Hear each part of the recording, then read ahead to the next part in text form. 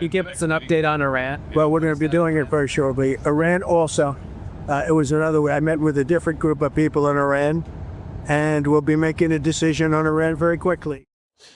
Ellie Kohanim is a former State Department Deputy Special Envoy who came to the U.S. as an Iranian refugee, and she joins us now.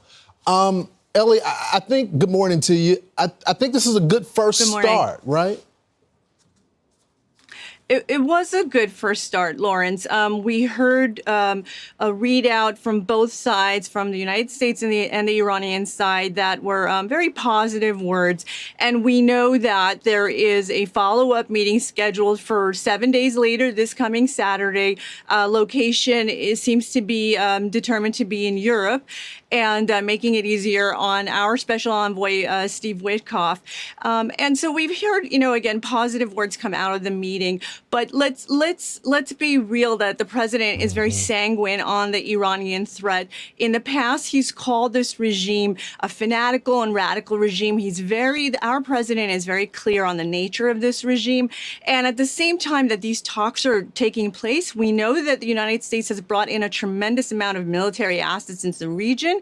And this is also at the same time where we've seen 3 weeks of an aerial assault on Iran-backed Houthis in Yemen. So I think the message to the Iranians is loud and clear. We're giving you the path to diplomacy, but beware that the military option is very credibly on the table.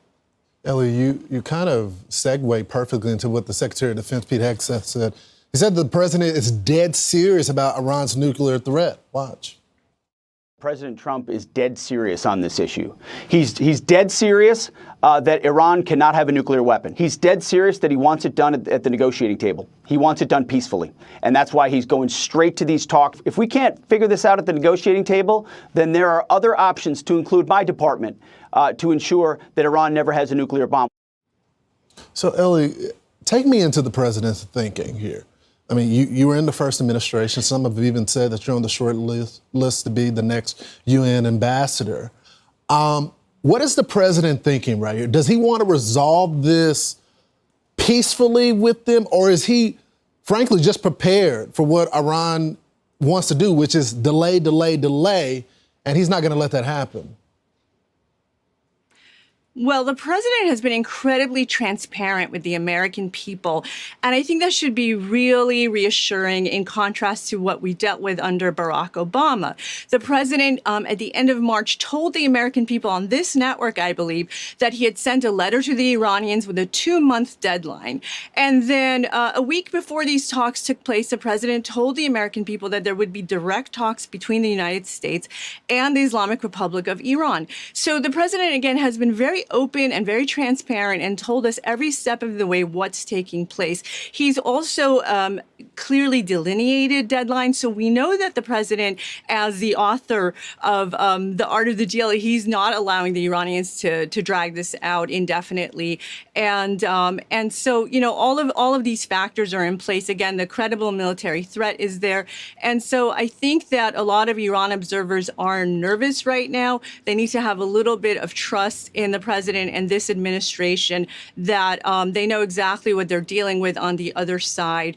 And again, they are giving the Iranians a pathway to diplomacy. They're allowing them to really understand and take in the situation that the Iranian regime is finding itself in, which is that they've allowed their nuclear program to get so dangerous that the United States and the international community has to hold them accountable for where they have brought themselves to. Ellie, I got about 30 seconds left, but I guess the final question would be, when it comes to deadlines, I know the president is not saying, but I know people within the community and know his thinking, know that deadline. What type of timetable are we dealing with? When do they need to completely disarm before there's some sort of action? Well, I think that the United States is going to demand some, immediate steps from the Iranians. And what we're talking about right now, and what you heard the Secretary of Defense talk about yesterday, was dismantlement. So dismantlement will certainly, again, there have to be some steps that the Iranians take right away. Dismantlement preferably would be under U.S. auspices. And the timeline, the 2-month timeline that the president has set, works very nicely with the snapback sanctions that are coming up at the United Nations. And so, there definitely seems to be a clear timeline of what the president is trying to take these talks towards. Ellie, as always, we appreciate it. We look forward to seeing what's next for you as well. Thank you so much.